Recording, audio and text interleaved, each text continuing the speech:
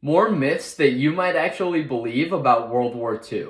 Myth number 1, sticky grenades were really helpful just like in Call of Duty. Now sticky bombs were used in World War II mainly by the British, but there's a reason why today their use is pretty much only seen in video games.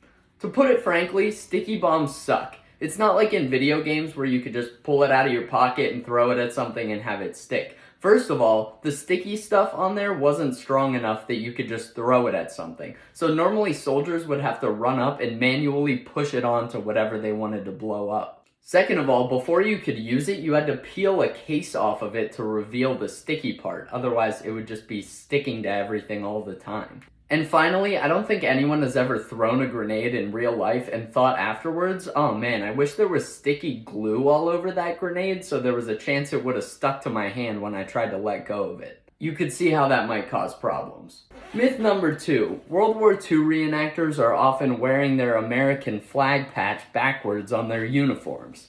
In the modern US Army, soldiers wear flag patches that look like they might be facing backwards, but it's so it looks like the flag is blowing in the wind while you're running forward. But this was not the case in World War II.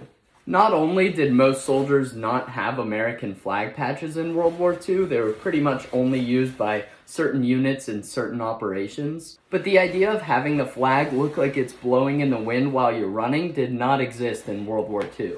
And I can't tell you how many times I've seen someone tell a World War II reenactor that their flag is on backwards, even though that's how they wore them in World War II. Myth number 3 is that soldiers during World War II always had short hair. Now, just like in the modern military, there were standards back in World War II for how you had to have your hair cut. But the standards were different back then, and they often weren't enforced the same way across the board. Even in pictures where soldiers are in camp or training or something like that, you see a lot of soldiers with longer hair than what would be accepted today. This is one that a lot of World War II reenactors get wrong. They think that a modern military haircut and a period-appropriate haircut for World War II are the same thing when they really aren't. With that being said, I'm definitely overdue for a haircut.